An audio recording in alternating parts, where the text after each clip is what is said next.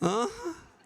अब विचार करके ना, एक चौथी आत्मा और है, उसका नाम है बेचैन आत्मा। चौथी आत्मा है वो बेचैन आत्मा। घर में हो तो लगता है मंदिर जाना, मंदिर जाना, मंदिर जाना, महाराज के दर्शन करना, महाराज के दर्शन करना, और मंदिर आ जाए घर जाना, घर जाना, घर जाना। बारी तुम्हारी बुद्धि। आप विचार करके रखना, ये बेचैन आत्मा जब तक है तब तक तुम तीन आत्मा में नहीं आ पाओगे। और ये बेचैनी तो ऐसी है, अगर गले में सोने की चेन पहनी हो और कोई पूछे नहीं तो बार बार खुजली यही मचती है, बार बार खुजली यही मचती है। कोई एक बार पूछ ले यार इतनी मोटी चेन कहां से पहनी। महिलाएं साड़ी नई पहन के आए, बिल्कुल कलफ वाली, बिल्कुल उसमें सुकड़न नहीं है, और पूछा नहीं किसी ने। बड़ा बड़ा दुख होता है। जितना पहनने का सुख था वो सब दुख में बदल जाता है। मैं आपसे कहना चाहता हूं, बाहर से दृष्टि हटाने का प्रयास करना, थोड़ा सा अपने आप को समझने का प्रयास करना। आज हमारे पास सारी संपन्नताएं हैं, हमें अब उससे पाना है जो नहीं पा पाए। कुंदकुंदाचार्य समयसार ग्रंथ के अंदर कहते हैं, ये तसुलंबो न सुलंबो वितहि। आचार्य कहते हैं, काम भोग बंद कहा, ये शुभलंबो ना शुभलंबो वितहि। एक बार भी आत्मा की चर्चा तुम्हें सुलभ नहीं लगी, काम की, भोग की, संसार की चर्चाएं तुम्हें सुलभ लगती रही। मैं आपसे कहना चाहूंगा, आपके पास सब कुछ है, भगवान बनने की ताकत है, और आप ख्याल करके रखना, आप उस परम पद को प्राप्त कर सकते हैं संयम के माध्यम से, छोटे छोटे नियमों के माध्यम से, छोटे छोटे संकल्पों के माध्यम से, छोटे छोटे व्रतों के माध्यम से। क्योंकि दो चीज हमारे पास है, एक क्षमा और एक मोक्ष। ये क्षमा और मोक्ष दोनों जैन धर्म के शब्द हैं, और क्षमा और मोक्ष में कोई ज्यादा अंतर नहीं है। क्षमा में भी दो अक्षर हैं और मोक्ष में भी दो अक्षर हैं। क्षमा का छा, अगर क्षमावान तुम बनते हो तो विचार करके रखना, क्षमा का छा इधर से उठकर इधर आ गया तो क्षमा ही वान मोक्षवान बन जाए तो कोई आश्चर्य की बात नहीं है। ये हमारा जैन धर्म कहता है। हमारा धर्म राजाओं का धर्म है, हम राजा लोग हैं। हमारे भगवान एक भी किसी गरीब के घर में जन्म नहीं लिए। 2400 भगवान हमारे क्षत्रिय थे, राजा थे। उनके गणधर भी जो थे वो ब्राह्मण थे। जैन एक ही व्यक्ति मोक्ष गया। अगर देखा जाए इतिहास उठाकर, एक ही जैन मोक्ष गया, बाकी के सब क्षत्रिय और ब्राह्मण। अब आपको लगेगा एक जैन कौन मोक्ष गया। वैसे तो जिनागम में बहुत सारे गए होंगे, लेकिन उनका नाम बड़ा फेमस हो गया। उनका नाम था सुदर्शन सेठ, वो जैन थे। सुदर्शन सेठ मोक्ष गए, कहां से गए?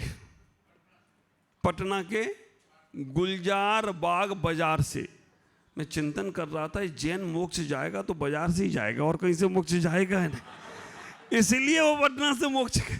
जैन थे, वो कोई पहाड़ पे जाकर मोक्ष नहीं गए, वो नदी के किनारे नहीं गए, वो बाजार से ही मोक्ष गए।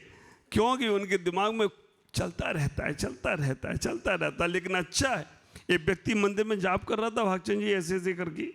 मैंने कि बड़ी जल्दी जाप चल रही है। मैंने पूछा कौन सा मंत्र की जाप कर रहे हो? बोला महाराज जाप आप नहीं कर रहा हूँ, मैं तो हिसाब मिला रहा हूँ। घर पे मिलाने नहीं देता है, दुकान पे मिलाने नहीं देता, तो यही मिला रहा हूँ, कहीं नफा नुकसान ना हो जाए। जितनी बुद्धि तुम्हारी बाहर चलती है उतनी बुद्धि आत्म कल्याण में लगाना है, और लगा सकते हो आप।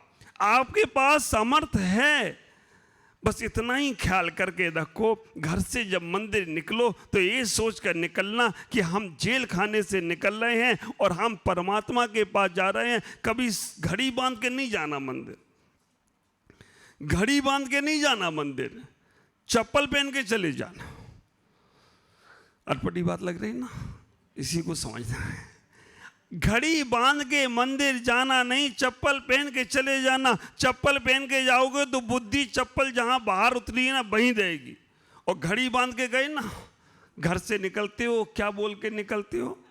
कहाँ जा रहे हो? मंदिर। कब आओगे? यूं गया और यूं आया। जो रिटर्न टिकट लिया है ना, हमारा जैनागम कहता है रिटर्न टिकट लेने वाला वहीं का पाप आश्रय कर रहा है जहां का संकल्प किया है।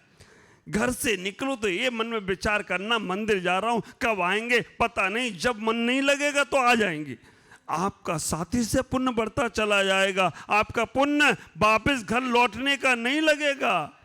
लेकिन अभी होता क्या है, मंदिर जा रहे हो, रास्ते में सब्जी मंडी मिलेगी, पर्चा ले जाओ सब्जी ले आना। और सब्जी लेने का पर्चा लेके गया, अब वो भूल गया पर्चा। अब उसे मंदिर में नमो हरिंताणम नमो सिद्धाणम टमाटर लेके जाना है, नमो हरियाणम टमाटर लेके, पूरा ध्यान अशुभ में चला जाता है। कभी घर से निकलो तो मंदिर जाते समय ये विचार नहीं लाना कि और दूसरा काम करना है, केवल एक जिनेंद्र के दर्शन करना है। आप विचार करके रखना, आपकी आत्मा परमात्मा बनना शुरू हो जाएगी। मैं इतना ही कहना चाहूँगा, आपके पास लक्ष्मी की भी कृपा है, सरस्वती की भी कृपा है, और दोनों की कृपाओं का सदुपयोग हमें करना है। सरस्वती की कृपा है, उससे हमें शिक्षा में लगाना है। आप विचार करके रखना, आज हमारी कलकत्ता की समाज और चौरंगी की समाज में तो रत्न ही रत्न है। सारे रत्न यहाँ बैठे हुए हैं पूरे, चाहे जामुन भाई को देख लो, चाहे राजेंद्र भाई को देख लो, चाहे भागचंद जी को, महेंद्र जी को, और हमारे सुभाष जी बरजात्ता, जिनका नाम तो बहुत बार सुना था, लेकिन पहली बार जब 2001 में आए थे तब शायद मिले होंगे कि नहीं मालूम नहीं। लेकिन अभी वो भी हमको आके बोले महाराज जी हम ही सुभाष जी हैं, सुभाष जी सेठी जो हमारे अच्छे वक्तों में हैं। आप विचार करके रखना, सारे रत्न, बहुत से लोगों के नाम अभी मालूम नहीं है लेकिन पता चलेंगे तो उनको भी बताऊं। सुरेश कांगी मेरी चिट्ठी लेकर गया गुरुजी के पास कि महाराज जी का चातुर्मास कलकत्ता ही कराना है इस बार। आप विचार करना, राजकुमार जी सेठी जो हमारे विनोद जी सेठी इंदौर दीमापुर के उनके भाई, ये पूरे और सर्विस से तो अभी मालूम पड़ा है। पहली बार मेरे ज्येष्ठ और श्रेष्ठ प्रसन्न सागर जी की भी यहाँ बहुत अच्छी भक्तों में श्रृंखलाएँ हैं।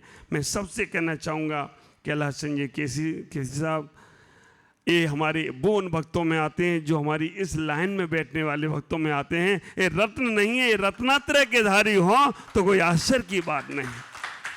मैं आपसे कहूँगा, ललिता बहन भी यहाँ बैठे हैं, हमारे